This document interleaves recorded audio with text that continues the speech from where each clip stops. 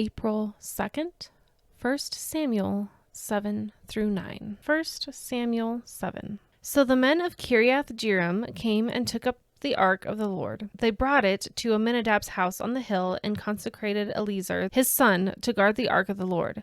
The ark remained at Kiriath-Jearim a long time, 20 years in all. Then the people of Israel turned back to the Lord. So Samuel said to all the Israelites, "If you are returning to the Lord with all your hearts, then rid yourselves of the foreign gods and the Ashtaroths, and commit yourselves to the Lord and serve him only, and he will deliver you out of the hand of the Philistines."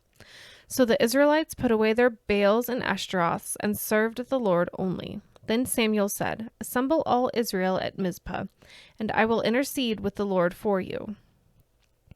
When they had assembled at Mizpah, they drew water and poured it out before the Lord. On that day they fasted, and they were confessed, "We have sinned against the Lord." Now Samuel was serving as leader of Israel at Mizpah. When the Philistines heard that Israel had assembled at Mizpah, the rulers of the Philistines came up to attack them. When the Israelites heard of it, they were afraid because of the Philistines. They said to Samuel, "Do not stop crying out to the Lord our God for us, that he may rescue us from the hand of the Philistines." Then Samuel took a suckling lamb and sacrificed it as a whole burnt offering to the Lord. He cried out to the Lord on Israel's behalf, and the Lord answered him. While Samuel was sacrificing the burnt offering, the Philistines drew near to engage Israel in battle. But that day the Lord thundered the loud thunder against the Philistines and threw them into such a panic that they were routed before the Israelites. The men of Israel rushed out to Mizpah and pursued the Philistines, slaughtering them along the way to a point below Beth-kar. Then Samuel took a stone and set it up between Mizpah and Shen. He named it Ebenezer, saying, "Thus far the Lord has helped us." So the Philistines were subdued, and they stopped invading Israel's territory. Throughout Samuel's lifetime, the hand of the Lord was against the Philistines. The towns of Ekron to Gath that the Philistines had captured from Israel were restored to Israel, and Israel delivered the neighboring territory from the hands of the Philistines, and there was peace between Israel and the Amorites. Samuel continued as Israel's leader all the days of his life. From year to year, he went on a circuit from Bethel to Gilgal to Mizpah, judging Israel in all those places. But he always went back to Ramah, where his home was, and there he also held court for Israel, and he built an altar there to the Lord. 1 Samuel 8. When Samuel grew old, he appointed his sons as Israel's leaders. The name of his firstborn was Joel, and the name of his second was Abijah. And they served at Beersheba. But his sons did not follow his ways. They turned aside after dishonest gain and accepted bribes and perverted justice. So all the elders of Israel gathered together and came to Samuel at Ramah. They said to him, "You are old, and your sons do not follow your ways. Now appoint a king to lead us, such as all the other nations have." But when they said, "Give us a king to lead us," this displeased Samuel. So he prayed to the Lord. And the Lord told him, "Listen to all that the people are saying to you. It is not you they have rejected, but they have rejected me as their king, as they have done from the day I brought them up out of Egypt until this day, forsaking me and serving other gods, so they are doing to you. Now listen to them, but warn them solemnly, and let them know that the king who will reign over them will claim as his rights." Samuel told all the words of the Lord to the people who were asking him for a king. He said, "This is what the king who will reign over you will claim as his rights. He will take your sons and make them serve with his chariots and horses, and they will run in front of his chariots. Some he will assign to be commanders of thousands and commanders of 50s, and others to plow his ground and reap his harvest, and still others to make weapons of war and equipment for his chariots.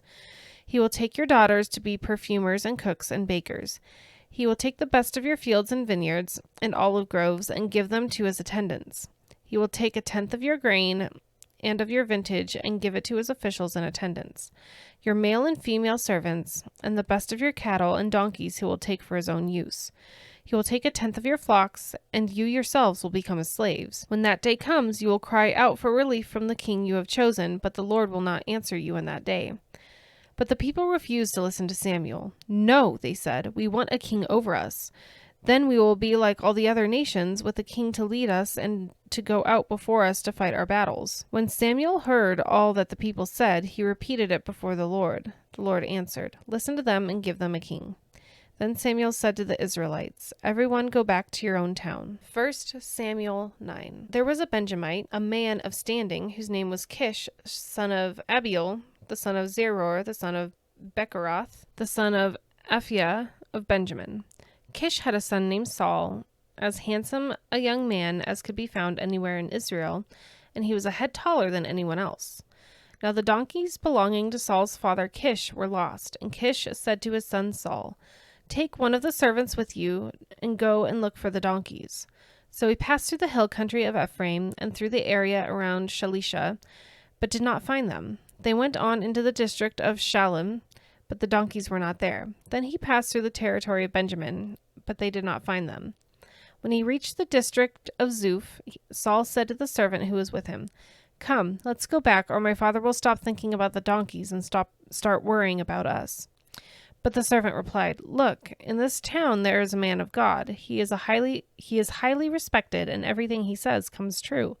Let's go there now. Perhaps he will tell us what way to take." Saul said to the servant, "If we go, what can we give the man? The food in our sacks is gone. We have no gift to take the man of God. What do we have?" The servant answered him again. "Look," he said, "I have a quarter of a shekel of silver. I will give it to the man of God so that he will tell us what way to take." Formerly in Israel, if someone went to inquire of God, they would say, "Come, let us go to the seer," because the prophet of today used to be called a seer. "Good," Saul said to his servant, "Come, let's go." So they set out for the town where the man of God was. As they were going up the hill to the town, they met some young women coming out to draw water, and they asked them, "Is the seer here?" "He is," they answered. "He's ahead of you. Hurry now. He has just come to our town today, for the people have a sacrifice at the high place. As soon as you enter the town, you will find him before he goes up to the high place to eat. The people will not begin eating until he comes, because he must bless the sacrifice. Afterward, those who are invited will eat. Go up now. You should find him about this time." They went up to the town, and as they were entering it, there was Samuel coming toward them on his way up to the high place. Now, the day before Saul came, the Lord had revealed this to Samuel. "About this time tomorrow I will send you a man from the land of Benjamin. Anoint him ruler over my people Israel. He will deliver them from the hand of the Philistines. I have looked on my people, for their cry has reached me." When Samuel caught sight of Saul, the Lord said to him, "This is the man I spoke to you about. He will govern my people." Saul approached Samuel in the gateway and asked, "Would you please tell me where the seer's house is?" "I am the seer," Samuel replied. "Go up ahead of me to the high place, for today you are to eat with me, and in the morning I will send you on your way and will tell you all that is in your heart. As for the donkeys you lost 3 days ago, do not worry about them. They have been found. And to whom is all the desire of Israel turned, if not to you and your whole family line?" Saul answered, "But am I not a Benjamite from the smallest city of Israel, and is not my clan the least of all the clans in the tribe of Benjamin? Why do you say such a thing to me?" Then Samuel brought Saul and his servant into the hall and seated them at the house of those who were invited, about 30 in number. Samuel said to the cook, "Bring the piece of meat I gave you, the one I told you to lay aside." So the cook took up the thigh with what was on it and set it in front of Saul. Samuel said, "Here is what has been kept for you. Eat, because it was set aside for you for this occasion from the time I said I have invited guests." And Saul dined with Samuel that day.